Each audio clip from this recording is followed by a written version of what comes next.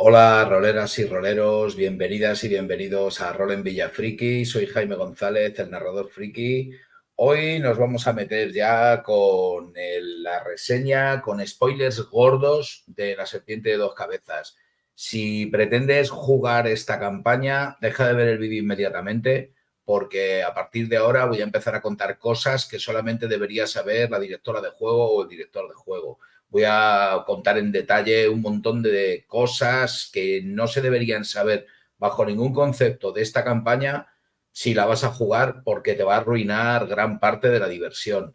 Así que una vez dicho esto, ojo, lo vuelvo a repetir, esta reseña sí que trae spoilers y sí que voy a contar libremente todo lo que me dé la gana, se me ocurra y quiera deciros acerca de mi experiencia dirigiendo La Serpiente de Dos Cabezas. Y como os digo, es un vídeo dirigido a las directoras y directores de juego que pretendáis dirigir esta campaña, o bueno, a gente que tampoco tenga interés en jugarla y simplemente quiera saber, pues, un montón de cosas que pasan a fin de cuentas cuando diriges una campaña. Pero si tenéis el más mínimo interés en jugar esta campaña, de verdad, dejar de ver el vídeo inmediatamente, porque voy a contar cosas que os van a jorobar la partida, os van a destruir parte de la diversión. Lo primero, deciros que, bueno, este primer vídeo voy a hablar un poco en general en qué consiste la campaña, cuál es su trama general y algunas disquisiciones así generales de las que se habla sobre todo en el capítulo introductorio. Deciros que es una campaña, yo lo voy a decir bastantes veces a lo largo de los vídeos, es una campaña que me resulta que está bastante bien hecha, está bastante bien estructurada y se puede seguir con facilidad. Es fácil encontrar la documentación que quieres buscar. Me gusta mucho cómo está. No todas las campañas, sobre todo antiguamente, cuando cogemos campañas de la llamada de Chulu, yo que sé, las sombras de Yog-Sothoth, las máscaras de Nyarlathotep, la edición antigua, primera y demás, son un jaleo, está todo como desordenadísimo, los escenarios. Esta no, campaña moderna, de la séptima edición de la llamada de Chulu, para jugar con el manual de Pulp Chulu, sobre todo, y muy, muy bien estructurada. Deciros que, para empezar, La Serpiente de Dos Cabezas es una campaña en la que los personajes protagonistas es una aventura pulp y entonces son héroes pulp. Como son héroes pulp, son héroes un poco diferentes a los de la llamada de Chulu. Son personajes muy heroicos, muy a lo Indiana Jones, que se enfrentan a los problemas y hacen verdad, se enfrentan con unos retos heroicos inimaginables y consiguen prevalecer pues con suerte, con heroicidades, con planes arriesgados. O sea, es aventura pulp. Me encantó eso. O sea, me flipa mucho ese estilo de aventuras. Entonces, decir que los personajes protagonistas son estos superhéroes pulp, bueno, superhéroes entre comillas, son estos héroes pulp al estilo Indiana Jones de los años 30 y se enfrentan con una conspiración global de hombres serpiente, ¿vale? Esa es un poco la idea general de la campaña. Ahora os contaré un poco más en detalle, metiendo en el primer capítulo introductorio, ya que es una campaña que tiene un montón de escenarios.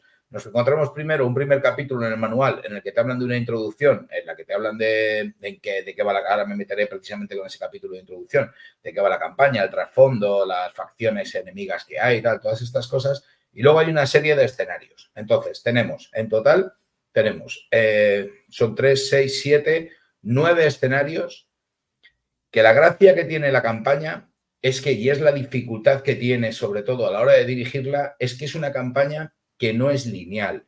Es una campaña que, bueno, sí hay unos escenarios que van sucediendo uno detrás de otro. Empezamos con el escenario de Bolivia, seguimos con un escenario en Borneo, después tienes un escenario en Oklahoma, otro escenario en Islandia, otro en Calcuta, otro en Santos, en Brasil, y un último en el continente perdido de Mu. Esos escenarios sí son más lineales, van sucediendo con una línea temporal, pero luego hay otro par de escenarios que requieren mucho más trabajo por tu parte, que son un escenario en el Congo y un escenario en Nueva York. El escenario en el Congo, sobre todo, es por lo que la campaña no es lineal, y ahora hablaré un poco sobre el tema. Dependiendo de lo que hagan los jugadores en la campaña, el escenario del Congo puede ser el segundo o puede ser el sexto, dependiendo de cómo investiguen los investigadores y los personajes protagonistas, cómo quieran investigar la campaña. El escenario del Congo es un escenario que tienes que tener preparado ahí en la recámara porque en cualquier momento lo van a poner en marcha. Tiene un par de disparadores el escenario del Congo y lo van a poner en marcha. Entonces requiere gran parte de trabajo por tu parte con la campaña.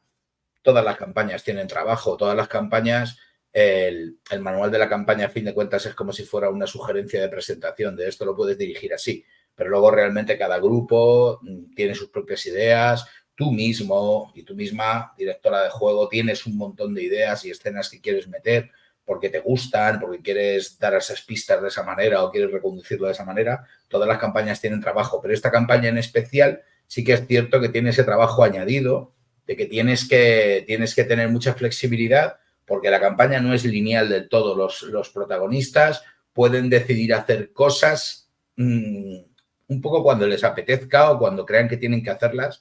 Entonces no sabes exactamente algunos escenarios cuándo van a suceder. Deciros también que eso con respecto al escenario del Congo. El escenario de Nueva York es un escenario también que te tienes que montar muy bien porque en el escenario de Nueva York hay un montón de cosas. Está la sede de Caduceo, que es la empresa para la que trabajan los protagonistas, está en Nueva York.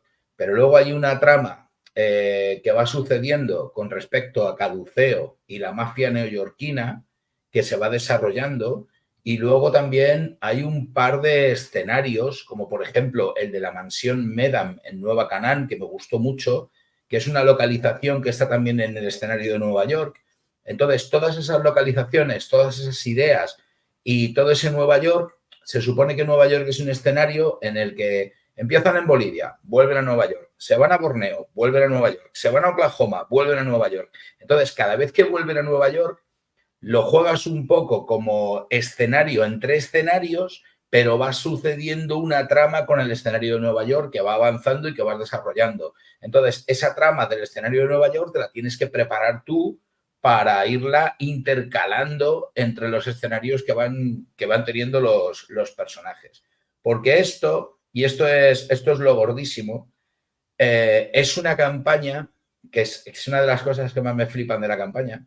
Como es una campaña en la que te estás enfrentando a los hombres serpiente, y los hombres serpientes son manipuladores, son mentirosos, son arteros, se disfrazan con pieles humanas y tienen apariencia de humanos cuando realmente son serpientes y demás, al rollo, al estilo V de la serie de los años 80, utilizando rituales mágicos y demás. Es una campaña muy tramposa en ese sentido. Entonces, los jugadores empiezan trabajando para Caduceo, pero resulta que Caduceo es una organización de hombres serpientes. Entonces, este es el primer gran spoiler gordísimo, gordísimo, gordísimo, ¿sabes? Trabajan para el enemigo sin saberlo. Y entonces va a tener una serie de giros y una serie de plot twists y de cambios de mentalidad de los personajes, de que en un momento dado confían en esta gente, pero luego desconfían y vuelven a confiar y desconfían. Entonces, en ese sentido, decir también que la campaña está tremendamente bien estructurada cuando te pones a dirigirla, te llevas unas cuantas sorpresas de, ostras, qué bien pensada y qué bien testeada está esta campaña. Porque ya os digo, en este primer vídeo solamente voy a hablar de la introducción de la campaña. Luego voy a grabar un vídeo por cada uno de los escenarios, porque si no me saldría un vídeo de 3 horas, porque es que es una campaña muy extensa y me gustaría contaros un montón de cosas que han pasado en la campaña y que las quiero contar todas, a fin de cuentas, ¿vale? Entonces, empiezas en Bolivia pensando que trabajas para una organización de ayuda humanitaria y en el escenario de Bolivia te enteras de que no, que la organización para que trabajas resulta que combate a los hombres serpiente. Pero entonces pasas a otro escenario en el que resulta que los jugadores ven los métodos con los que Caduceo, la empresa para la que trabajan, se enfrenta a los hombres serpiente y es absolutamente despiadada y deshumanizada. Y entonces vuelven otra vez a Caduceo. Y cuando vuelven a Caduceo y vuelven con le voy a partir la cara al primero que aparezca, entonces resulta que conocen al gran jefe de Caduceo, que les alaba y les dice que son unos héroes los más importantes de la empresa, porque tal. Entonces vas jugando también con la psicología de los personajes según te va indicando la campaña y está muy bien estructurada para guiar a los personajes entre esa sensación de paranoia, de confianza, de desconfianza, de aventuras. Está muy, muy bien. Te vas a encontrar con sorpresas muy gratas con respecto a cómo se van encontrando los personajes con las pistas y cómo van evolucionando. Esto es importante y es que es otra de las grandes dificultades que le veo a la campaña, y es a la hora de jugar con la información, qué información tienes que irle dando a los jugadores porque en un momento dado de la campaña es esencial que se den cuenta de que trabajan para el enemigo, que es el gran plot twist. Entonces, tienes que ir dándoles esa información, en mi caso, para que sucediera y se dieran cuenta de que trabajaban para los malos, pero no demasiado pronto, porque cuanto más tiempo estuvieran enganchados en Caduceo, con más sencillez va avanzando la campaña para los investigadores. Entonces tienes también ese juego de cómo ir cómo ir dirigiendo la campaña para que vaya al ritmo que tú quieres y que sea emocionante y que tenga su suspense y que los plot twists vengan cuando tengan que venir. Aunque ya os digo, desde el primer escenario puede haber un grupo de investigadores muy paranoicos que no se fíen de Caduceo desde el primer día y descubran el pastel rápidamente y acaben en el Congo y salte todo por los aires, y a partir del segundo escenario ya estén metidos ahí en su propio berenjenal. Deciros que el manual, como os digo, está muy bien estructurado. Entonces, en ese primer capítulo introductorio en el que te cuentan de la campaña, te hablan sobre todo pues, del trasfondo de la campaña, de qué trata la campaña. Bueno, los personajes protagonistas son contratados por la organización Caduceo, que rápidamente descubren que Caduceo es una organización que al parecer lucha contra los mitos de Chulu y lucha contra una facción de los hombres serpientes llamada la Noche Interior, pero resulta que no, que Caduceo es también una organización de hombres serpientes rival con la Noche Interior. Todo el trasfondo que te cuentan, bueno, realmente hay 3 facciones, porque luego está también la facción de Tiranis, que es una mujer serpiente, una momia mujer serpiente milenaria y demás. Entonces, todo parte de esas 3 facciones que cuando la humanidad, cuando los primeros seres humanos de Valusia están empezando a habitar sobre la Tierra, los hombres serpiente tienen una crisis gordísima, una guerra religiosa acojonante, porque hay unos hombres serpiente que adoran a Gatanotoa, allí al primigenio Gatanotoa en el continente perdido de Mu, que es donde se supone que están, y lo que quieren es fusionar las 2 razas, la de los seres humanos con los hombres serpiente. Luego hay una organización, o sea, hay otros hombres serpiente que adoran a Yig, al padre de las serpientes, al primigenio que es el padre de las serpientes, que eso es lo que quieren, es someter a la humanidad y utilizarlos como esclavos. Y luego, por otro lado, tenemos una tercera organización así, más cruel todavía, que es la que adora al dios sapo de las profundidades, Sazowa, que resulta que lo que quiere es exterminar a la humanidad. Entonces, cada una de las facciones tenía esos planes en marcha, como la Noche Interior, que son los adoradores de Sazowa, que querían exterminar a la humanidad, pusieron en marcha un artefacto llamado el dispositivo del fin del mundo para exterminar a toda la humanidad. Pues entonces los antiguos cogieron en el continente perdido de Mu, lo sacaron de nuestra dimensión, se lo llevaron a otra dimensión. Entonces, bueno, es todo el pitote que hay liado, que ahora mismo lo que tenemos son las 3 facciones, que son los adoradores de Yig, que son Caduceo y los jefes de Caduceo, que pretenden someter a la humanidad por medio de una enfermedad transmitida por unos mosquitos.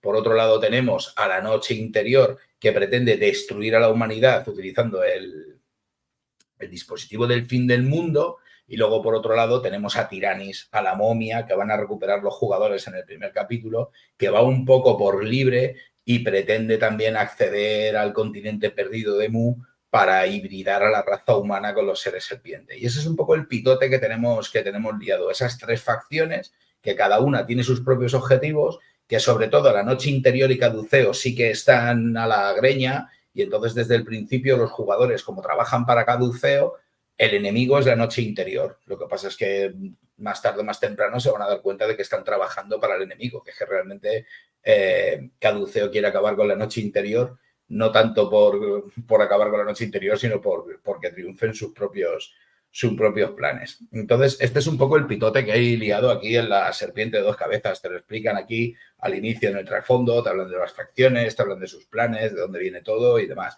Luego te hablan también de qué tipo de personajes son ideales para jugar la Serpiente de 2 cabezas. Entonces, bueno, siendo una aventura pulp, es muy recomendable que los personajes sean aventureros pulp. Yo, de todas formas, le di a los jugadores estas instrucciones, luego cada uno se hizo el personaje que le dio la gana y tuvimos una relación de personajes un poco variopinta, porque teníamos un detective, una excontrabandista, teníamos una monja exorcista misionera, teníamos un músico de jazz con poderes psíquicos, teníamos también por ahí un cazador de caza mayor, teníamos por ahí también a un lingüista, que era el hombre de menos acción, pero que acabó siendo muy útil porque era un tipo extremadamente inteligente y con gran facilidad para los idiomas. Y luego más tarde se nos metió un antiguo líder de una secta en Nueva York que había tenido problemas con los hombres serpiente de la noche interior. Entonces, el grupo en principio no era de lo más pulp, pero se acabaron haciendo pulp a base de escenas pulp. Entonces, es recomendable que los jugadores sepan que se están metiendo en una aventuraca al estilo pulp. Me preguntaba uno de los suscriptores del canal, que dice que quiere dirigir la campaña, me preguntaba si se puede jugar esta campaña con reglas de la llamada de Chulu. Hay una página en la introducción en la que te habla precisamente de eso, de si puedes pasar de las reglas pulp y narrar esto como si fuera una aventura de la llamada de Chulu. Por supuesto que se puede. Lo que pasa es que, como te dicen en el manual, tienes que tener en cuenta que va a morir muchísima peña. O sea, la llamada de Chulu normalmente palman muchos personajes. Pues ostras, si encima es una aventura pulp en la que prima la acción sobre la investigación, los personajes de la llamada de Chulu son bastante más frágiles que los personajes pulp. Los personajes pulp, para empezar, tienen el doble de puntos de vida. Y ya son muchos puntos de vida. Un personaje pulp que en vez de tener 14 va a tener 28. Tenía aquí algunos de los personajes pulp. Además, en la creación del personaje pulp empiezan todos con una característica 90. Tenía un par de personajes que eran del arquetipo de tipos duros, tenían constitución 90, tenían más de 30 puntos de vida. Luego, además, hay que tener en cuenta que las reglas de heridas graves no se aplican para los personajes pulp, entonces son muchísimo más resistentes, se recuperan mejor de las heridas, pueden estar metidos en la acción y enfrentarse a verdaderos horrores con muchas posibilidades de supervivencia, porque además luego tienen la suerte en la llamada de Chulu simplemente la usamos para modificar las tiradas. En las reglas pulp la utilizamos para modificar las tiradas, la utilizamos para paliar pérdidas de cordura, para aliviar daños que puedes recibir. O sea, hay un montón de aplicaciones de la suerte, incluida una que se tuvo que utilizar unas cuantas veces durante la campaña, que es el gasto de todos los puntos de suerte, siempre y cuando tengas un mínimo de 30, que te permite sobrevivir al personaje, evitar la muerte segura. Si te caes desde un 10º piso de un hotel y gastas todos tus puntos de suerte y tenías un mínimo de 30, sobrevives milagrosamente. No se sabe cómo, pero te golpeas contra contra las cuerdas de tender, los toldos, y te caes al final encima de un coche y te salvas. O se produce un derrumbamiento terrible en el volcán donde estás y se te caen todas las piedras encima y tal y mueres aplastado, pero luego cuando tus compañeros se ponen a buscar resulta que ven una mano ahí temblorosa y has sobrevivido milagrosamente. Tuvimos un par de esas o tres en la campaña en la que hubo personajes que hubieran muerto, pero por el gasto de uso de suerte, de toda la suerte, sobrevivieron. Con lo cual son características que tienen los héroes pulp que los hacen muchísimo más resistentes. Si juegas con personajes de la llamada de Chulu, con reglas de la llamada de Chulu, tienes que tener en cuenta que vas a tener que buscarte las mañas para justificar que los personajes se van reemplazando. Tiene algunas diferencias. Y luego también tendrás que rebajar el nivel extremo pulp que tienen algunas escenas, porque aquí hay veces que se van a enfrentar a serpientes gigantes, se van a enfrentar a monstruos que normalmente son devoradores de grupos enteros de personajes. ¿Qué decir tiene que hay unos personajes principales en la campaña, como son, el guardaespaldas de Joshua Medam, de Caduceo, es como el tiburón de las películas de James Bond. Es un personaje que él solo es capaz de zamparse a 4 personajes pulp como la cosa se dé mal. Entonces, ¿qué decir si los enfrentas con un grupo de investigadores de la llamada de Chulu? Entonces, si quieres jugarlo con personajes de la llamada de Chulu, con reglas de la llamada de Chulu clásica, tienes que centrar la partida, más investigación, menos acción. Yo no lo haría por eso, porque pierdes toda la esencia pulp que tiene la campaña. La campaña es muy buena, la historia es tremendamente buena y la puedes jugar perfectamente con reglas de la llamada de Chulu, pero perderías todo el locurón que tienen el pulp que tiene esta aventura. Yo me quedo con una sola cosa, ya la contaré cuando vayamos al episodio del Congo, pero hay hombres serpiente patrullando las selvas del Congo, subidos en tiranosaurios rex que controlan con unas coronas metálicas de control mental. O sea, ese es el nivel pulp de la campaña. Es una verdadera locura pulp de aventuras súper desquiciada de los mitos de Chulu. Entonces, si no la juegas con reglas pulp, vas a perder un poco toda la esencia pulp esa que tiene la campaña, que la hace tan épica, que a mí me ha parecido tan bestia. De todas formas, también te hablan de cómo jugarla, qué estilo pulp, porque hablan de las pruebas de juego. Y, por ejemplo, dicen en las pruebas de juego que tuvo un grupo en el que los personajes se comportaban como si fueran personajes de la llamada de Chulu, más cautos, investigando más, sin meterse en demasiados líos, a pesar de que eran héroes pulp.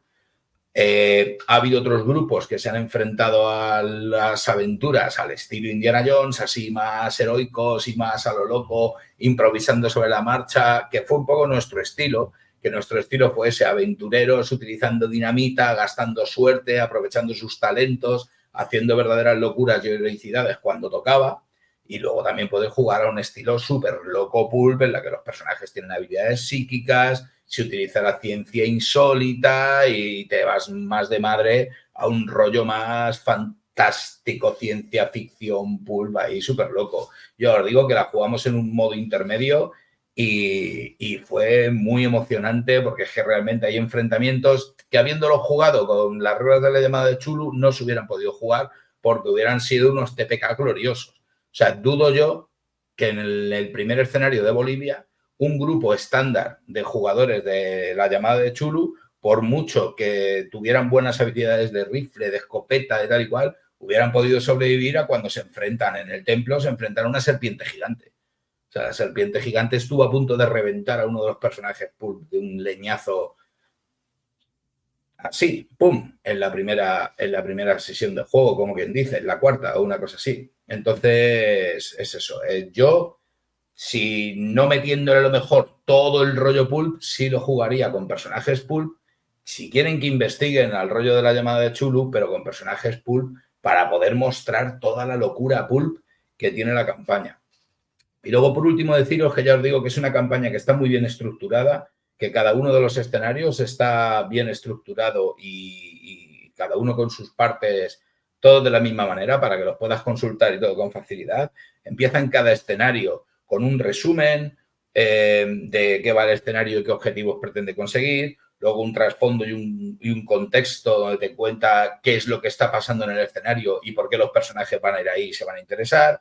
Viene un gancho para los personajes para meterles en el escenario, porque claro, suponen los escenarios, por ejemplo, el primer escenario de Bolivia, bueno, ese es el gancho que es porque empieza la campaña, pero el siguiente escenario de Borneo, el escenario de Oklahoma, que son los siguientes escenarios, ya te plantean la posibilidad de que los jugadores a lo mejor ya no están con caduceo, de que desde el minuto 1, viendo lo que pasaba con caduceo, están empezando a investigar por libre. Entonces tienes ganchos alternativos dependiendo si los jugadores siguen en caduceo, que sería lo más normal, entre comillas, o si a lo mejor han hecho contacto con la noche interior y están trabajando para la noche interior, o si a lo mejor se han aliado con la momia, con Tiranis y están trabajando para Tiranis, o a lo mejor si van por libre. Entonces tienes ganchos alternativos para meter a los jugadores en los escenarios. Luego te cuentan de un entorno geográfico, socioeconómico ahí, de la zona, en la época y tal, para que te puedas ambientar un poco con la historia. Luego te viene un dramatis personae en el que salen todos los penejotas importantes del escenario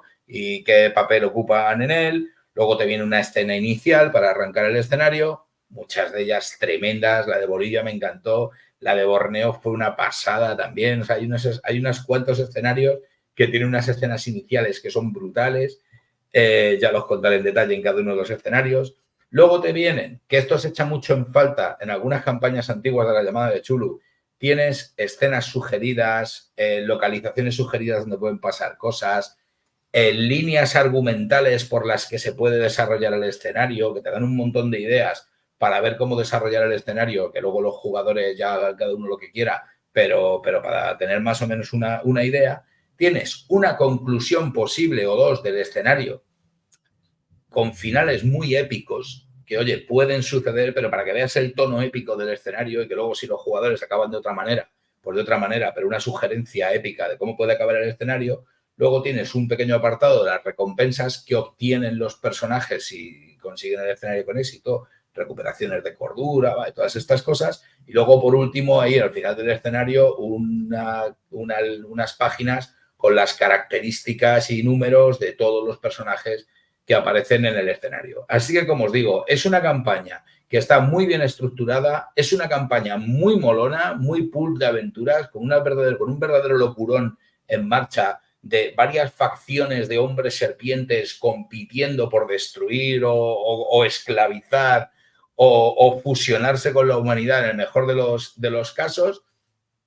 Y los jugadores están metidos en medio, primero trabajando para una de las facciones sin saberlo y luego cada vez metiéndose más en el lío. Ya os iré contando, pero hay aspectos de la campaña, aparte de grandes aventuras, las pistas que van obteniendo, la paranoia que van teniendo, no saben de quién fiarse, cualquiera es un hombre serpiente. Es una campaña muy, muy chula, con unos escenarios muy molones. Y bueno, esto simplemente es la introducción a la campaña. En el siguiente vídeo me meto un poco más en profundidad en cómo fue el primer escenario, el de Bolivia, que me encantó, y cómo mis jugadoras y jugadores se enfrentaron al escenario y cómo lo resolvimos. Así que espero que estos vídeos os puedan resultar muy útiles, sobre todo a las directoras y directores de juego que queráis dirigir esta tremenda campaña.